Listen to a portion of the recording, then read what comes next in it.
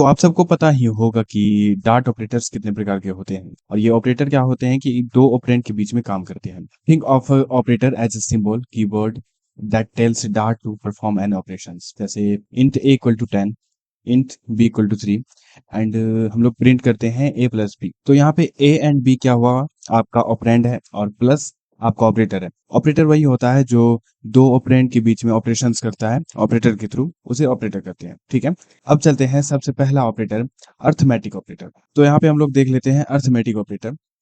This basic concept are, ये बहुत ही basic है कि जैसे प्लस ये एडिशन के लिए यूज होता है, 10 प्लस 3 इक्वल टू 13। माइनस जो कि सब्ट्रैक्शन के लिए यूज होता है, 10 माइनस 3।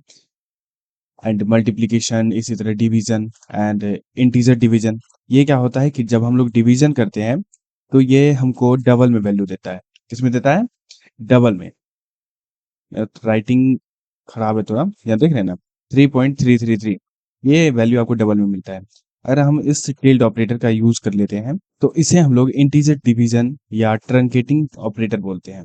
याद रहेगा, इंटीजर डिवीजन ऑपरेटर या ट्रंकेटिंग ऑपरेटर। ये मुझे भी याद नहीं रहता, मैं भी भूल जाता हूँ। इसका काम क्या है कि ये जो आपका डबल में वैल्यू आया 3.333, तो ये क्या करेगा, 333 को रिमूव कर देगा, बस यहाँ 3 प्रिंट करेगा। इसका यूज बहुत ही अच्छा है, आपको प्रोग्राम बनाने में बहुत ही हेल्प मिलेगा। अब चलते हैं नेक्स्ट, ये रिमाइंडर। रिमाइंडर क्या करता है जब हम लोग डिवाइड करते हैं, एक मिनट इसे स्क्रॉल कर लेता हूँ। जब हम लोग डिवाइड करते हैं 10 एंड 3 के बीच में, वही जो रिमाइंडर बचता है वही ये प्रिंट करता है। ठीक है, तो रिमाइंडर के लिए हम इस ऑपरेटर का यूज करते हैं।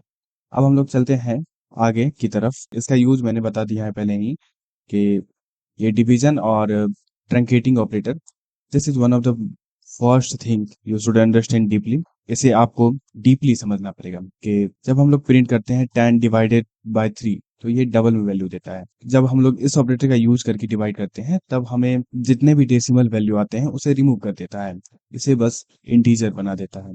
ठीक है, इसका आउटपुट देख लेते हैं, 3.333, ये डबल वैल्यू शो कर रहा है और ये सारे डेसिमल वैल्यू को रिमूव कर दिया है, बस 3 बचा है। अब इस ट्रंकेटिंग ऑपरेटर का यूज कहाँ पे होता है, जैसे कि रिमेंबर आवर डिजिट काउंटर। जब हम लोगों ने डिजिट काउंटर पढ़ा था, जब उसमें हम डिजिट काउंट का प्रोग्राम बनाए थे, तो उसमें देखे थे कि हमें डेसिमल वैल्यू की जरूरत नहीं थी, हमें बस इंट वैल्यू चाहिए था। तो उसका यूज हम लोगों ने वहां पे किया था। यहाँ भी हम लोग देख लेते हैं कैसे इसका यूज किया गया है। इस एन वेरिएबल में किसी वैल्यू को स्टोर कर दिया गया है जो कि इंटीजर है, और ये कंडीशन क्या लगाया है, व्हाइल लूप। जब तक 0 से बड़ा रहेगा तब तक ये n को 10 से डिवाइड करते रहेगा। यानी कि हम लोग देख लेते हैं, 1 2 3 4 5, इसे हम लोग डिवाइड करेंगे 10 से, तो ये क्या देगा कि ये डिवाइड हो जाएगा, फिर ये भी हो जाएगा, यहाँ तक डिवाइड हो जाएगा अपना। तो ये बच जाएगा 5, ये 5 आपके रिमाइंडर में आ जाएगा। अगर हम डायरेक्ट इसे डिवाइड करते हैं ओनली इस ऑपरेटर की मदद से, तो ये क्या करेगा कि हमें डेसिमल में दे देगा, जैसे 1.234.5, ऐसा कुछ डेसिमल में दे देगा। तो हम उस डेसिमल को हटाने के लिए इस ट्रंकेटिंग ऑपरेटर का यूज कर रहे हैं, जो कि इसे रिमूव कर देगा और हमें आउटपुट क्या देगा, 1 2 3 4, और इस 5 को रिमूव कर देगा। अगर आप लोगों ने उस वीडियो को देखे हैं जिसमें कि हम इनपुट आउटपुट के क्वेश्चंस को कराते हैं, उसमें सबसे पहला प्रोग्राम यही है, तो एक बार चेक कर लीजिएगा आप लोग। और उसके बाद हम लोग देखते हैं, तो ये वही बता रहा है कि every iteration remove the last digit. जितने बार ये प्रोग्राम रन करेगा उतनी बार ये लास्ट डिजिट को रिमूव करते जाएगा। जैसे कि 1 2 3 4 5, 1 2 3 4, 1 2 3 1 2 1, देन 0, उसके बाद हमारा प्रोग्राम स्टॉप हो जाएगा क्योंकि कंडीशन फुलफिल हो जाएगा। That's practical use for truncating division operator. तो अब चलते हैं हम लोग यूनेरी ऑपरेटर की तरफ। Unary means the operator works with one operand, मतलब कि ये ऑपरेटर जो है एक ऑपरेंड के बीच काम करेगा, एक ही ऑपरेंड। जैसे पॉजिटिव रहा तो इसे निगेटिव बना दिया, 10 को -10, या कोई -10 रहा तो उसे पॉजिटिव बना दिया। नॉर्मली इसे इससे जो है साइन को चेंज किया जाता है। तो उसके बाद आ जाता है हमारा one of the most useful operator, जो कि है प्रीफिक्स एंड पोस्टफिक्स। और इसमें बस दो ही ऑपरेटर है, एक प्लस प्लस, एक माइनस माइनस। और ये काम क्या करता है कि प्लस प्लस किसी भी वैल्यू को इंक्रीमेंट करता है, मतलब कि increment by 1। And minus minus क्या काम करता है कि उसे किसी भी वैल्यू को घटाते जाता है। अगर हम x में 5 इनपुट किए और प्लस प्लस लगा दिए तो उसे एक आगे बढ़ाएगा। तो सबसे पहले हम लोग समझ लेते हैं ये काम कैसे करता है। जैसे कि यहाँ लिखा हुआ है x प्लस प्लस, इसका मीनिंग क्या होता है कि use the old value first then increase x। अगर हम कहीं पे इसका यूज कर रहे हैं तो ये क्या करेगा कि पहले यूज कर लेगा, उसके बाद उसे इंक्रीज करेगा। अगर दूसरी बार कहीं पे हम लोग यूज करते हैं तो उसे इंक्रीज किया हुआ वैल्यू मिलेगा। ठीक है, समझ में आ गया। और प्रीफिक्स में देख लेते हैं हम लोग, ये प्रीफिक्स क्या करता है कि ये प्रीफिक्स का साइन है जो कि ऑपरेंड से पहले लगता है, और ये क्या करता है कि इंक्रीज फर्स्ट, ये सबसे पहले इंक्रीज करता है क्योंकि ये ऑपरेंड से पहले आता है। तो ये क्या करता है कि वैल्यू को इंक्रीज करता है सबसे पहले, then use the new value. Increase होने के बाद उस वैल्यू को यूज किया जाता है। तो हम लोग इसका एग्जाम्पल देख लेते हैं। सबसे पहले देख लेते हैं हम लोग example, void main int x equal to 5 int y equal to x plus plus. यहाँ पे हम लोगों ने y में x को पोस्ट फिक्स करके स्टोर कर दिया, एंड हम लोग प्रिंट कर लेते हैं x, एंड y को प्रिंट कर लेते हैं, अब प्रिंट y। तो अब इसका आउटपुट क्या आएगा, फटाफट कमेंट में करके बताइए कि इसका आउटपुट क्या आएगा, और मैं इसे रन कराता हूँ। ठीक है, तो यहाँ पे आप लोग देखिए कि x का वैल्यू जो है यहाँ पे 6 आया, और y का वैल्यू यहाँ पे 5 आया। ऐसा क्यों हुआ, जबकि हम लोगों ने y में x प्लस प्लस किया था। तो ऐसा होना चाहिए कि 5 को बढ़ के यहाँ 6 हो जाना चाहिए। तो यहाँ पे y क्या करता कि 6 प्रिंट करता, और x हो सकता है वो भी 6 प्रिंट करे। ऐसा हो सकता है अगर यहाँ पे हम लोगों ने पोस्ट फिक्स दिया है, पर ऐसा नहीं हुआ। x में 6 प्रिंट हुआ बट y में 5 ही रह गया। ऐसा क्यों, ऐसा इसलिए हुआ क्योंकि हम लोगों ने पढ़ा कि पोस्ट फिक्स क्या करता है कि पहले यूज कर लेता है। ये पोस्ट फिक्स क्या करता है कि पहले यूज कर लेता है, उसके बाद इसे इंक्रीज करता है। ठीक है, तो यहाँ क्या हुआ, x इक्वल टू 5, y में हम लोगों ने x प्लस प्लस दिया। यहाँ पे ये पहले y में x के वैल्यू को यूज कर लिया, उसके बाद इस वैल्यू को इंक्रीज कर दिया। समझ में आया, इंक्रीज कर दिया। तो जब हम लोगों ने प्रिंट किया x को, तो x तो इंक्रीज हो गया था, तो 5 + 1 यानी कि यहाँ पे 6 आ गया, और पहले ही जो x का वैल्यू y ने यूज कर लिया पोस्ट फिक्स होने के कारण, इसलिए y में 5 ही रह गए।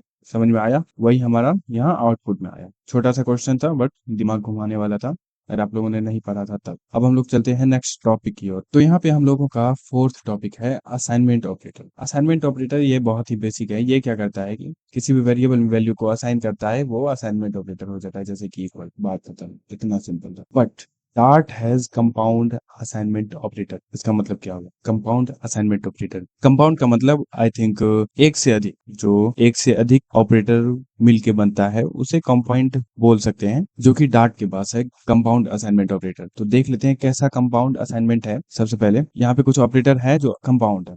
इसका मतलब क्या हुआ, x प्लस इक्वल टू 5। इसका मतलब हुआ कि x equal to x plus 5। समझ में आया, x equal to x plus 5, ये इक्विवेलेंट होगा x प्लस इक्वल टू 5। उसी तरह x माइनस इक्वल टू 5, इसका मतलब हुआ x equal to x minus 5। Same इसी तरह मल्टीप्लीकेशन में होगा, डिवीजन में होगा, और ये और सेम हो जाएगा इस इंटीजर डिवीजन ऑपरेटर में, जो कि कंपाउंड बन के ये काम करेगा। उसका मीनिंग सेम होता है, इसको ऐसे लिखिए या वैसे लिखिए, तो इसे आप दोनों तरीके से लिख सकते हैं। अब चलते हैं आगे। तो मैंने जो कहा था कि ये जो है, ये कंपाउंड ऑपरेटर, ये इक्विवेलेंट होगा x equal to x plus 5 के। अब आ जाते हैं हम लोग comparison operator, please return a bool. ये कंपैरिजन ऑपरेटर क्या करता है, ट्रू या फॉल्स में रिजल्ट देता है, जिसे हम लोग बूल कहते हैं, BOOL, बूल। ठीक है, तो हम लोग अब देख लेते हैं कंपैरिजन ऑपरेटर के एग्जांपल। कंपैरिजन ऑपरेटर मीन्स आप लोग समझ रहे हैं कि एक दूसरे से कंपेयर करता है। वो ऑपरेटर जो कि दो ऑपरेंड के बीच में कंपेयर करता है उसे कंपैरिजन ऑपरेटर कहते हैं। जैसे यहाँ पे क्या दिया हुआ है, int a equal to 10 and int b equal to 20। तो ये क्या कर रहा है, a इक्वल इक्वल b, ये ऑपरेंड पूछता है डार्ट से कि a जो है b के बराबर है, इक्वल इक्वल है। वो क्या बोलेगा, बिल्कुल भी नहीं है, क्योंकि 10 एंड 20 एक दूसरे के बराबर नहीं है, तो ये फॉल्स बोलेगा। अब यहाँ पे पूछ रहा है क्या ए बी के बराबर नहीं है, ये नॉट ऑपरेटर हो गया, जो कि इक्वल के जस्ट पहले लगा हुआ है। क्या बी के बराबर नहीं है, एकदम ट्रू है, तो ये इसका आंसर ट्रू हो जाएगा। ठीक उसी तरह ये ग्रेटर देन है, ये लेस देन है, ये ग्रेटर और इक्वल है, एंड ये लेस देन और इक्वल है। तो इस सब का यूज हम लोग करेंगे जब हम लोग इसका प्रोग्राम बनाएंगे। नेक्स्ट लेक्चर में जब हम लोग इसका प्रोग्राम लेके आए तो वहां पे यूज करेंगे। ये वैसे बेसिक सा है, आप लोग ने पढ़ा ही होगा पहले भी। हम लोग नेक्स्ट मूव करते हैं, यानी कि मूव ऑन करते हैं लॉजिकल ऑपरेटर पे। सबको करना चाहिए move on. These combine Boolean expression and operator both condition must be true. ये एंड ऑपरेशन क्या करता है, जब हम लोग यहाँ पे समझते हैं एग्जाम्पल के माध्यम से। तो हम लोग वहां पे क्या कर रहे थे, दो ऑपरेंड के बीच में ऑपरेटर लगा रहे थे। यहाँ पे हम लोग देख रहे हैं कि कंपाउंड ऑपरेटर लगा हुआ है, ठीक है। ये कंपाउंड ऑपरेटर हम लोगों ने पहले जो पढ़ा। और ये लॉजिकल ऑपरेटर क्या करता है कि दो कंडीशन को ऑपरेट करता है, यानी कि बाकी सब ऑपरेटर दो ऑपरेंड के बीच में काम करता था, और ये दो कंडीशन के बीच में करता है, कि ये ऑपरेंड के बीच में नहीं करता है, ऑपरेंड के बीच में भी करता है, बट यहाँ पे ये दो कंडीशन के बीच में दोनों को ऑपरेट कर रहा है। अब हम लोग देखते हैं इसका नियम क्या है। यहाँ पे दिया हुआ है int age equal to 20 and age greater than और इक्वल टू 18। और नेक्स्ट कंडीशन क्या दिया हुआ है, एज लेस देन और इक्वल टू 60। इस दोनों के बीच में यहाँ एंड ऑपरेटर लगा हुआ है। इसका मतलब क्या हुआ, अगर एज का वैल्यू जो है 18 से ऊपर रहा और यहाँ पे एज का वैल्यू 60 से नीचे रहा, तो ही ये कंडीशन ट्रू होगा। मतलब कि दोनों कंडीशन फुलफिल होना चाहिए एंड में। यहाँ पे दोनों कंडीशन के बीच में जो लगा हुआ है, इसमें दोनों कंडीशन फुलफिल होना चाहिए। 18 से भी ऊपर होना चाहिए और 60 से भी नीचे होना चाहिए, तभी आपका ये कंडीशन फुलफिल होगा और ये प्रिंट होगा। यहाँ पे देख लेते हैं एज इक्वल टू 20। ये क्या कर रहा है, एज, यहाँ एज हम लोगों का 18 से प्लस है एंड 60 से नीचे है, तो ये हमारा कंडीशन फुलफिल कर रहा है। तो इसका रिजल्ट क्या होगा, ट्रू होगा। ये रिटर्न क्या करता है, एक बूल, यानी कि बूलियन वैल्यू रिटर्न करता है, ट्रू और फॉल्स। इसका यूज यहीं पे है। अब नेक्स्ट आ जाता है हम लोगों का और ऑपरेटर। इस एंड ऑपरेटर में क्या था कि वो दोनों कंडीशन फुलफिल होना चाहिए, बट और में जस्ट ऑपोजिट है। इसमें कोई एक भी कंडीशन फुलफिल रहा तो चलेगा। तो यहाँ पे क्या दिया हुआ है कि at least one condition must be true. इन दोनों में से कि कोई एक भी कंडीशन ट्रू हुआ ना, ये आराम से काम कर जाएगा। अब चलते हैं हम लोग नेक्स्ट टॉपिक की ओर, जो कि है नॉट ऑपरेटर। ये भी उसी तरह का है, बूल रिटर्न करेगा। ये क्या करता है कि reverse the Boolean value. Boolean value जो आता है उसे रिवर्स कर देता है। अगर फॉल्स रहा तो उसे ट्रू कर देगा, अगर ट्रू रहा तो उसे फॉल्स कर देगा। तो जैसे हम लोग देख लेते हैं यहाँ पे प्रिंट, ये पूछ रहा है bool is log in then false, then print क्या हो रहा है कि इज लॉग इन अगर फॉल्स रहा तो यहाँ पे ये ट्रू कर देगा। तो इसका आउटपुट हम लोग देख लेते हैं क्या आया, यहाँ ट्रू आया, क्योंकि ये जो है बुल वैल्यू को डायरेक्ट रिवर्स कर देता है, अपोजिट कर देता है नॉट वैल्यू। इसका हम यूज भी बहुत जगह पढ़ेंगे। तो अब हम लोग देख रहे हैं type test operator. Type test operator क्या होता है कि ये दो ही होते हैं, इज और इज नॉट। ये पूछता है ठीक उसी तरह जैसे वहां पे पूछ रहा था कि बड़ा है या इक्वल है या बराबर है या नहीं, ऐसा कुछ। तो यहाँ पे ये पूछता है टाइप के बारे में। टाइप टेस्ट, या नाम से भी पता चल रहा है ये टाइप टेस्ट करता है। टाइप पूछता है भाई मैंने जो इनपुट लिया है वो टाइप है या नहीं है, वही पूछता है। तो यहाँ पे एग्जांपल क्या है, वेर में हम लोगों ने कोई वैल्यू लिया है, वेरिएबल है, उसमें 10 हम लोगों ने एंटर किया और ये 10 पता है कि ये इंटीजर है। वहीं पे ये पूछ रहा है कि वैल्यू इज इंट, मतलब कि वैल्यू जो है इंट है, इज इंट। देन यहाँ पे रिजल्ट क्या आया, ट्रू। हाँ, वैल्यू जो है इंट है। फिर उसके बाद इसका सेकंड एग्जांपल जैसे इज नॉट का, इसमें क्या पूछेगा कि वैल्यू इज नॉट स्ट्रिंग, यानी कि हम लोगों ने यहाँ पे देखा कि वैल्यू तो इंट था और यहाँ पे पूछ रहा है कि क्या ये स्ट्रिंग नहीं है, तो यानी कि हाँ ये स्ट्रिंग नहीं है, इंटीजर है, इसलिए इसका आउटपुट ट्रू आया। अब चलते हैं हम लोग नेक्स्ट टॉपिक की ओर। अब देखते हैं हम लोग as operator. As operator as perform as explicitly typecast. ये टाइप कास्टिंग के लिए यूज किया जाता है नॉर्मली। जैसे object value equal to Roshan लिखा हुआ है, तो इसमें क्या किया, तो string name value as string, इस रोशन को एज ए स्ट्रिंग कर रहा है एंड प्रिंट कर रहा है नेम डॉट लेंथ। बट यहाँ केयरफुल रहना है, क्यों, क्योंकि ऑब्जेक्ट में कोई वैल्यू में 100 स्टोर किया, 100 को हम लोगों ने क्या किया कि एज ए स्ट्रिंग कर दिया, तो यहाँ पे एरर दे देगा, this causes a run time error, 100 is not string. यहाँ पे मैंने कुछ इनपुट कर दिया, उसके बाद उसको स्ट्रिंग बना रहा हूँ, ऑब्वियसली है यहाँ पे एरर देगा क्योंकि ये इंटीजर है और हम लोग इसे स्ट्रिंग बना रहे हैं। ये कंडीशनल ऑपरेटर। कंडीशनल ऑपरेटर ये थोड़ा एडवांस है, जब हम लोग इफ एल्स पढ़ेंगे तो उसके बदले इसे यूज किया जाता है। जैसे इफ में कोई कंडीशन लगाएं कि एज अगर 18 से ग्रेटर होगा तो एडल्ट प्रिंट होगा, और एल्स में हम लोग प्रोग्राम लगाएं कि अगर 18 से कम होगा यानी कि वो माइनर होगा। तो इतना सब कुछ लिखने से बढ़िया है इस ऑपरेटर का यूज कर लीजिए। ऑपरेटर का काम सेम है, ये कंडीशन लगाता है, अगर नहीं हुआ तो उसका रिजल्ट प्रिंट कर देता है। तो इसका यूज कैसे किया जाता है, यहाँ पे देखते हैं हम लोग कि हमें लिखना है बस string result equal to as, यहाँ पे कंडीशन हम लोग दे देंगे और पूछेंगे अगर एज जो है उस कंडीशन को फुलफिल किया यानी कि 18 से बड़ा होगा तब जाके एडल्ट प्रिंट हो जाएगा।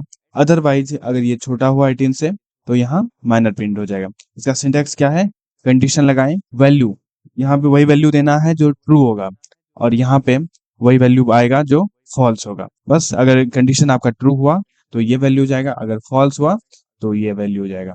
सिंपल है और इतना सारा कुछ भी करना नहीं पड़ेगा। इसमें जैसे इफ एल्स लगा रहे हैं तो इतना सारा चीज नहीं करना पड़ेगा।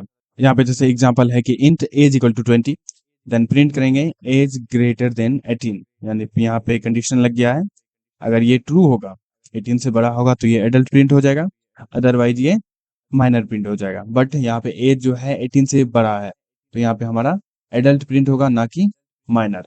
समझ में आ गया, ये सिंपल है। जब हम लोग क्वेश्चन करेंगे तो उस पर देखेंगे आराम से डीपली। और ये क्या हो गया आपका ऑपरेटर प्रेसिडेंस, यानी कि किसे ज्यादा मान्यता मिलेगा, कौन सा ऑपरेटर पहले वर्क करेगा, कौन सा ऑपरेटर बाद में वर्क करेगा।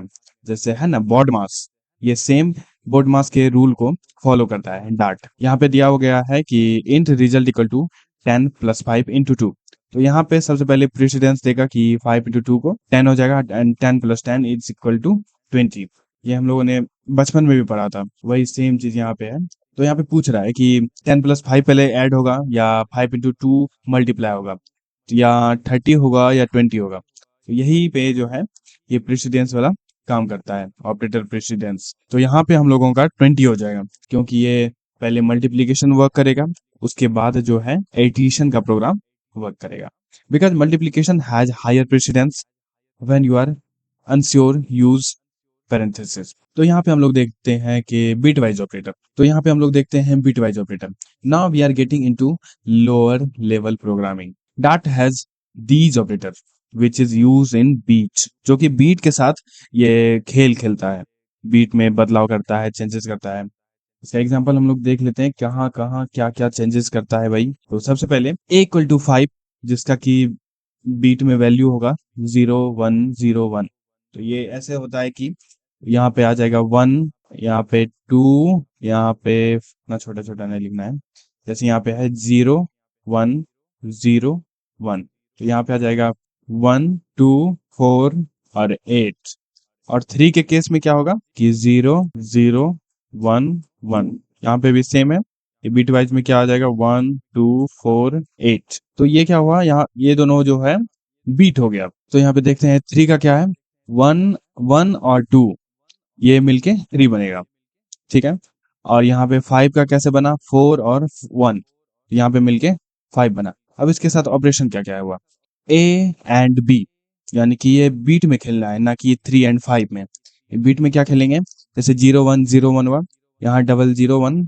तो इसे मैं एक जगह लिखता हूँ तो समझ में आएगा, 0101 0011। तो यहाँ पे एंड ऑपरेटर का यूज है। एंड ऑपरेटर का यूज क्या करेगा, जो सिमिलर मिलेगा, समझ में आ रहा है, जिस बीट में सिमिलर बीट मिलेगा। यानी कि एंड ऑपरेटर का यूज वहां पे कैसे हुआ था कि अगर दोनों कंडीशन चेक हो रहा है, सही हो रहा है, तभी वो एंड ऑपरेटर काम करेगा, अदरवाइज नहीं करेगा। तो यहाँ पे भी सेम है, अगर दोनों में सेम मिल रहा है तभी वो ट्रू होगा, यानी कि 1 1 मिला 1 हो गया, यहाँ 1 और 0 मिला तो ये 0 रह जाएगा, 1 और 0 0 रह जाएगा, और ये 0 तो पहले से ही है तो 0 हो जाएगा। तो इसका वैल्यू क्या हो जाएगा, ए एंड बी, यानी कि 5 एंड 3 का वैल्यू क्या हो जाएगा कि 1 हो जाएगा, क्योंकि यहाँ पे 1 बीट मिला जो कि दोनों को मिला के 1 बनता है। उसी तरह यहाँ और में है, और में कैसा है कि अगर दोनों में से कोई एक भी मिल गया तो वो ट्रू कर देगा, वहां पे 1 कर देगा, 0 से 1 कर देगा। इसका एग्जांपल हम लोग देख लेते हैं। अब यहाँ पे जैसे हम लोगों ने देखा कि 0 0 0 यहाँ पे 1 मिल गया, रिजल्ट में 1 प्रिंट हो गया। और का क्या था कि 1 0 1 0, ये 5 के लिए हो गया और ये 3 के लिए हो गया। तो इसमें क्या है, जो मिला तो ठीक है, 1 1 मिला, यहाँ 1 हो गया, 0 1 भी मिला तो वो भी 1 हो गया, और 0 1 1 0 यहाँ मिला तो वो भी 1 हो गया, यानी कि तीनों ट्रू हो गया। तो यहाँ पे 1 2 एंड 4, इसका रिजल्ट 7 हो जाएगा। समझ में आ गया? यहाँ पे रिजल्ट 7 है। अब देख लेते हैं, एक तीसरा था एक्सॉर। एक्सॉर क्या करता है कि जहाँ पे सिमिलर मिला वहां 0 कर देता है, और जहाँ पे डिफरेंट मिला उसे 1 कर देता है। यहाँ पे जैसे 1 1 सिमिलर है तो वहां पे 0 हो गया, और 0 1 एंड 1 0 को डिफरेंट है तो वहां 1 1 कर दिया, वहां पे 1 बिट कर दिया। तो इसका वैल्यू क्या हो जाएगा, 1 2 4, यानी कि 2 और 4 का वैल्यू ऐड करेंगे तो हो जाएगा 6, क्योंकि यहाँ आउटपुट 6 है। अब हम लोग चलते हैं नेक्स्ट, अगर कोई है तो यहाँ पे है शिफ्ट ऑपरेटर। ये भी बीट के साथ खेलता है, ये बीट को शिफ्ट करता है। जैसे 5 लेफ्ट शिफ्ट 1, यानी कि 5 के बीट को लेफ्ट में 1 शिफ्ट करना है। जैसे 5 का ये हुआ, 5 का बीट वैल्यू ये है 1 0 1 0, तो इसको अगर हम लेफ्ट में शिफ्ट करते हैं तो क्या हो जाएगा, 1 0 1 0। तो इसका वैल्यू हो जाएगा 2 एंड 8, इसका मतलब इसका वैल्यू हो जाएगा 10। अगर हम लोग एक भी शिफ्ट करते हैं तो यहाँ पे वैल्यू 10 दिखा गया। और उसके बाद हम लोग राइट शिफ्ट करके देखते हैं, 10 में एक अगर राइट शिफ्ट करते हैं सेम है, 5 में लेफ्ट शिफ्ट करेंगे तो 10 होगा, 10 में राइट शिफ्ट करेंगे तो 5 होगा। बट यहाँ पे दूसरा एग्जांपल लेना था, ये 5 रिजल्ट आया। तो अब चलते हैं कैटेगरीज वाइज कि अर्थमेटिक में क्या क्या आता है। हम लोगों ने सबको आराम से देख लिया। अर्थमेटिक जैसे प्लस माइनस मल्टीप्लाई डिवीजन, ये इसका नाम मैं भूल जाता हूँ, ये मॉड्यूलस। यूनरी हो गया जो कि एक ऑपरेंड के साथ काम करता है। असाइनमेंट ऑपरेटर ये असाइन करता है और कंपाउंड के साथ साथ असाइन भी करता है, इसे कंपाउंड ऑपरेटर भी बोल सकते हैं।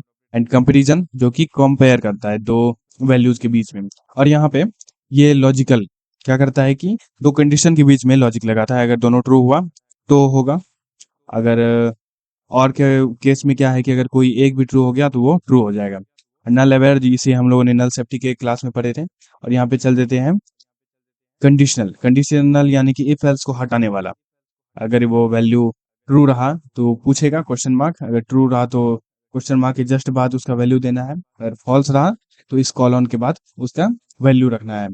और टाइप टेस्टिंग देख लिया हम लोगों ने, इज नॉट एज, ये टाइप कास्टिंग हो गया, टाइप टेस्टिंग टाइप कास्टिंग जो भी बोलिए। और हम लोगों ने देख लिया कि ये bitwise operator. Spread operator जो है लिस्ट का पार्ट है, वो हम लोग लिस्ट में पढ़ेंगे। और यहाँ पे शिफ्ट ऑपरेटर जो कि बीट को शिफ्ट करा के बनता था, शिफ्ट ऑपरेटर। और ये दोनों बीट के लिए ही यूज होता है, जैसे बीट वाइज ऑपरेटर बोलते हैं, इसे शिफ्ट ऑपरेटर बोल सकते हैं। तो यहाँ तक हम लोगों ने ऑपरेटर पढ़ा, जितने भी ऑपरेटर थे हम लोगों ने पढ़ा सारा ऑपरेटर। और अगर कोई ऑपरेटर छूट रहा है या कोई टॉपिक हमसे छूट रहा है तो उसे मैं ऑपरेटर में जो प्रॉब्लम सॉल्व करते हैं मैं आपके लिए लेते आऊंगा जो भी छूटा है। अब बाकी इस पे क्वेश्चन बनाना, और इसका क्वेश्चन मैं अगले डे लेके आऊंगा। तब तक पढ़ते रहिए, कोड करते रहिए। आज के लिए इतना ही, बाय।